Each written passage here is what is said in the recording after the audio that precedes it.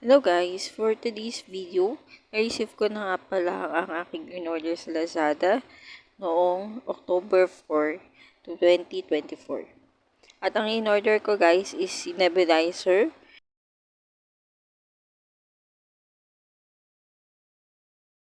And so guys, as you can see, nakaseal pa siya ng bubble wrap. So tatanggalin natin siya sa kanyang bubble wrap.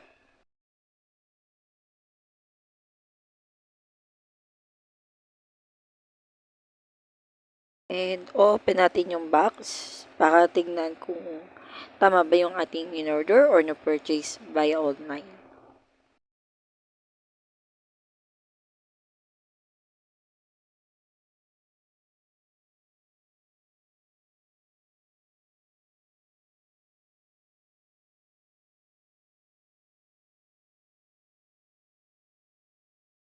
Yan, so may kasamang manual as usual.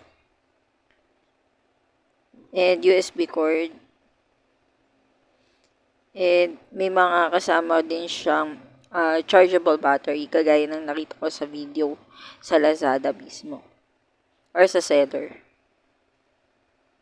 Yan, so open natin.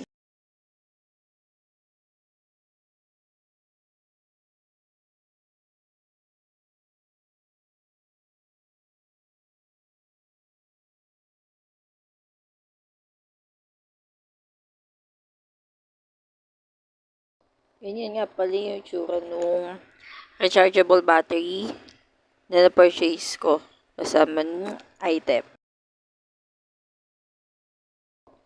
Yan, so guys, ito yung USB cord niya, Type-C. Nga pala guys, pag gagamitin nyo yung cord, dapat tatanggalin nyo yung rechargeable battery para hindi siya lumobo. Next naman, yung ipapakita ko sa inyo guys ay yung mga mask.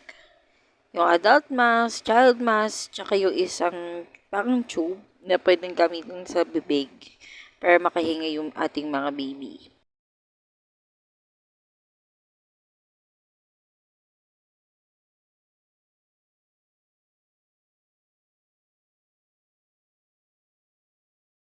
Yan. So guys, yung nasa kaliwa ko is yung adult mask. So ito yung gagamitin natin for baby. Kaso unfortunately, yung tube hindi fit dun sa nebulizer na nabili natin. And yung adult mask, syempre tatabi natin yan. And yan yung nebulizer na nabili ko. As you can see, kulay pink. Kasi na-sold out na yung gray. And dyan mismo ilalagay yung gamot. Para sa ano niya, sa asthma or sa mga pneumonia, pulmonya, mga ganyan. Pero sa case kasi ng baby ko, ubot sipon lang yung time na yan. O, diba? Nagkamali pa ako ng lagay. O, diba? Nagets ko din kung paano siya lagay ng tama. Wow! So, next naman, itatabi na natin yung adult mask. Kasi hindi naman natin ito magagamit. So, yeah, tatabi ko na siya, guys.